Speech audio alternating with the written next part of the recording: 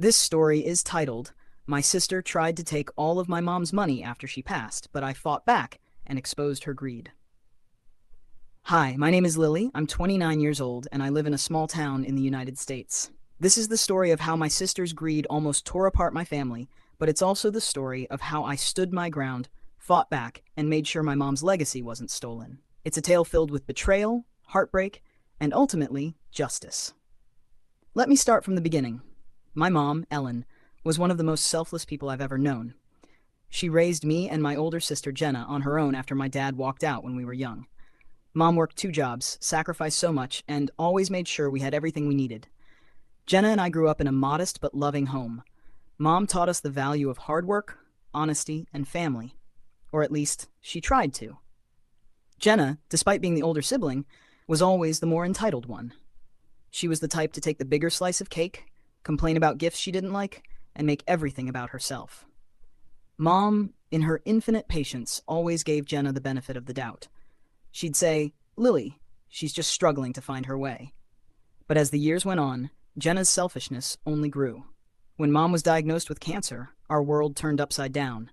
She battled fiercely for 2 years, and during that time, I was by her side every step of the way.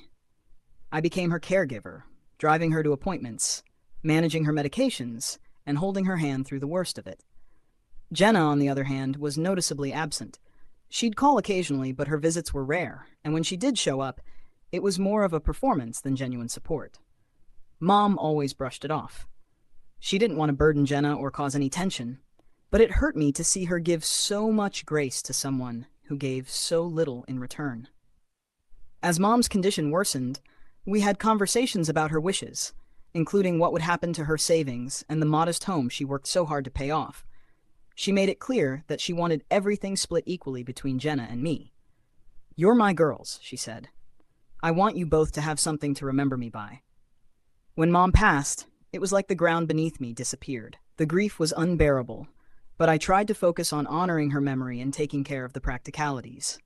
That's when Jenna's true colors came out in full force. It started with small things. She insisted on keeping Mom's jewelry, claiming she had sentimental attachments to certain pieces, even though I knew she rarely spoke to Mom in those final months. Then, she began questioning Mom's will. "Are you sure she wanted to split everything equally?" Jenna asked, her tone sharp. "I mean, I'm the older sister. Don't you think Mom would have wanted me to have more responsibility over things?" I couldn't believe what I was hearing. Mom's wishes were crystal clear, and the will reflected that. But Jenna wasn't satisfied. One day, I received a call from the family lawyer handling Mom's estate. He sounded concerned. "Lily," he said, "I need to inform you about something. Your sister has been contacting me repeatedly, trying to challenge the will. She's claiming there are discrepancies." My heart sank. Jenna wasn't just being difficult. She was actively trying to rewrite Mom's final wishes. When I confronted her, Jenna didn't even try to deny it. "I deserve more, Lily," she said, her voice dripping with entitlement. "I'm the one who's always struggled. You've had it easy, living close to Mom, getting all her attention. I've been on my own, and I need that money more than you do." Her words cut deep. I wanted to scream at her, to remind her of all the nights I spent at Mom's bedside, the sacrifices I made to care for her, while Jenna was too busy living her life. But I held back. Mom wouldn't have wanted us to fight like this. "I'm not letting you do this, Jenna," I said firmly. "Mom's wishes are final, and I'm going to honor them." But Jenna didn't back down. Over the next few weeks, she escalated her efforts. She hired her own lawyer, claiming that Mom was manipulated in her final days and that I had undue influence over her decisions. It was absurd and completely untrue, but Jenna was determined to paint me as the villain. The situation quickly became a nightmare. Our family members started taking sides, and I found myself defending not only Mom's will, but also my own character. Jenna spread lies, saying I had pressured Mom into changing her wishes, that I had taken advantage of her vulnerability. The betrayal was almost too much to bear. But what Jenna didn't realize was that I wasn't going to back down. Jenna's lies and manipulation only strengthened my resolve. I knew my mom would have hated to see her legacy tainted by greed, and I wasn't going to let that happen. The first thing I did was gather every piece of evidence I could find to prove Mom's wishes were clear and valid. I worked with the family lawyer and pulled together everything, from Mom's will, signed and notarized, to written letters she'd left behind. In one of those letters, Mom had written something that brought me to tears. She'd said, "Lily, I know you'll do the right thing when the time comes. Don't let anyone take advantage of you. You've always been the one to protect this family, even when it's hard." It felt like Mom was speaking directly to me from beyond the grave, giving me the strength to face Jenna head-on. The next step was attending mediation.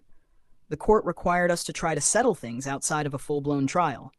Jenna came in with her lawyer, looking smug and confident. She acted like she already had one foot in Mom's house and the other in her bank account.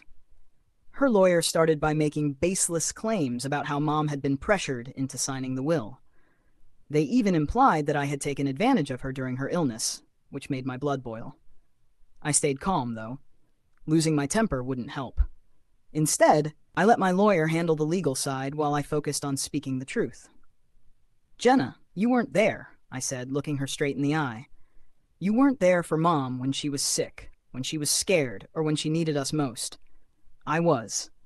And you know as well as I do that Mom's wishes were clear. She wanted her daughters to share what she worked so hard for. She wanted us to remember her with love, not with greed." For a moment, I thought I saw a flicker of guilt in Jenna's eyes, but it was gone as quickly as it appeared. She shrugged and said, "You always acted like the perfect daughter, Lily.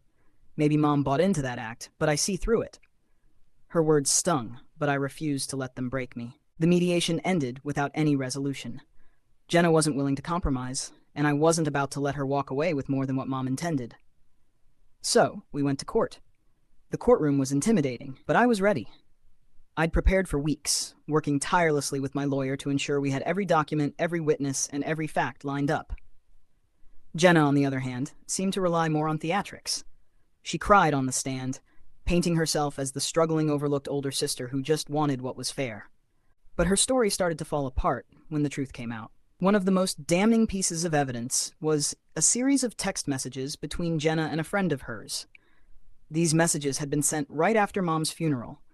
In them, Jenna bragged about how she was going to get her hands on Mom's money and teach Lily a lesson. When those texts were presented in court, Jenna's face turned pale. I also had testimony from people who'd been close to Mom in her final days. Her best friend, Margaret, took the stand and described how Mom had confided in her about the will. "Ellen was clear as day," Margaret said. "She told me she wanted her daughters to share everything equally. She even said she hoped it would bring them closer together after she was gone." Hearing that broke my heart all over again. Mom's hope for unity was the exact opposite of what was happening now. But perhaps the most powerful moment came when I spoke. I told the court about the kind of person Mom was, her kindness, her sacrifices, and her unwavering love for her daughters. I explained how hard it had been to lose her, only to face this betrayal from my own sister. "Mom trusted us to honor her memory," I said, my voice steady but emotional. "She trusted us to do the right thing, and I won't let that trust be broken." Jenna avoided my gaze the entire time I was on the stand. As the trial went on, it became clear that the evidence was overwhelmingly in my favor. The judge wasn't buying Jenna's sob story or her attempts to twist the narrative. When the verdict was finally delivered, I felt a mix of relief and sadness. The judge upheld Mom's will as valid and unchangeable. Everything would be divided equally, just as Mom wanted. Jenna's legal antics had been for nothing. But the victory didn't feel as sweet as I thought it would. After the verdict, Jenna stormed out of the courtroom without a word. I stayed behind, letting the weight of everything settle over me. I'd won the legal battle, but it felt like I'd lost something much more important: my sister.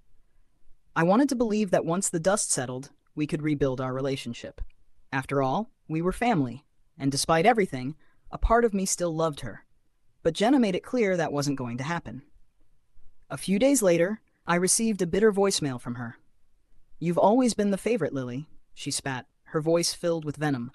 "Mom gave you everything, and now you've taken what was supposed to be mine. I hope you're happy, because you'll never hear from me again." Her words hurt, but they also confirmed what I'd known all along. Jenna had never really wanted fairness.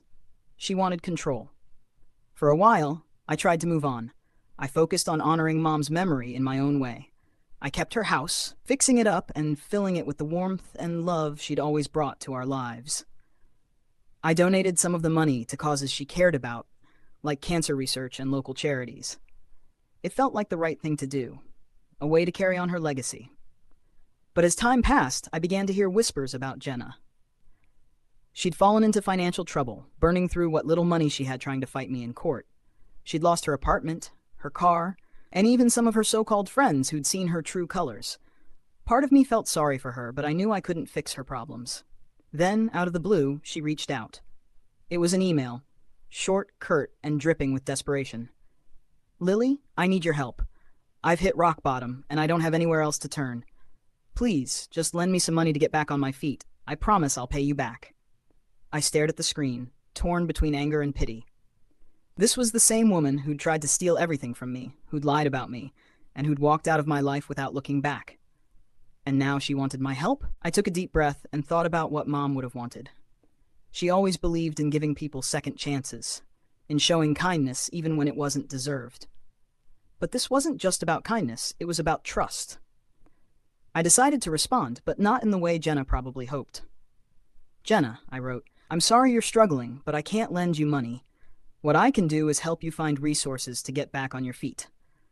There are organizations and programs that can provide support, and I'd be happy to connect you with them. But if you're looking for a handout, I'm not the person to ask. I hope you understand." She didn't reply.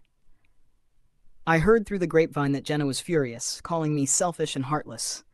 But I stood by my decision. Helping her financially wouldn't have solved anything. It would have just enabled her behavior. The years that followed were quiet. I focused on building my life, finding joy in the little things, and keeping Mom's memory alive. I surrounded myself with people who loved and supported me, and I found peace in knowing I'd done everything I could to honor her wishes. But every now and then, I'd think about Jenna. I'd wonder if she ever regretted what she'd done, or if she ever missed having a sister. One day, while going through some of Mom's old things, I found a photo of the three of us, Mom, Jenna, and me, taken during happier times. We were at the beach, laughing and carefree. Looking at that photo, I felt a pang of sadness for what could have been. I'll never fully understand what drove Jenna to act the way she did. Maybe it was jealousy, resentment, or a mix of both. But I've come to accept that some things are out of my control. What I can control is how I choose to live my life and the legacy I carry forward. I've learned that sometimes protecting what's right means letting go of what's broken. Years passed, and though Jenna and I remained estranged, life had a way of surprising me. One day, I received a letter in the mail. It was addressed to me in a handwriting I hadn't seen in years, Jenna's. My hands trembled as I opened the envelope. Inside was a single page, the tone surprisingly different from the anger and bitterness I'd grown used to. "Lily," it began, "I know I'm probably the last person you want to hear from, but I need to say this. I've spent the past few years thinking about everything that happened, about Mom, about the will, about how I treated you. I was wrong. I let my jealousy and my insecurities cloud my judgment, and I hurt you in ways I can never take back. I told myself for so long that I was the victim, but the truth is, I wasn't. You were the one who stayed with Mom, who cared for her, who honored her wishes. I see that now, and I'm so sorry for trying to take that from you. I don't expect forgiveness. I don't even expect a response. I just needed you to know that I regret what I did, and I hope someday you'll remember me for more than my mistakes." The letter ended with her signature. Just Jenna.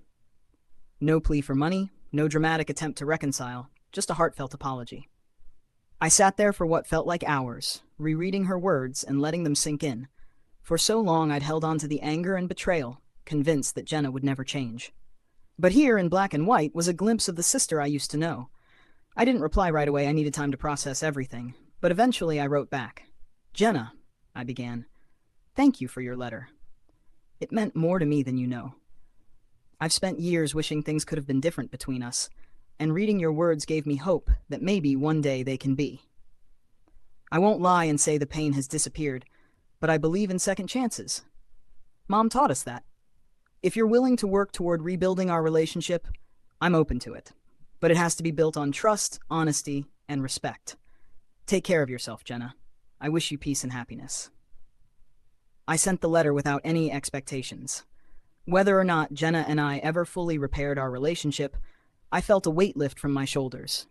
It was a reminder that while the past shapes us, it doesn't have to define us. Mom's legacy wasn't just the will or the house.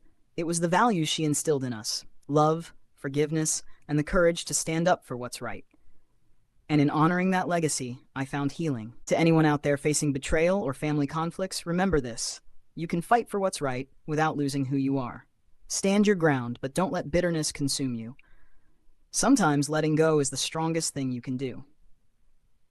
And if you enjoyed this story, don't forget to like, share, and subscribe for more emotional and inspiring tales. Thank you for listening, and I'll see you in the next video.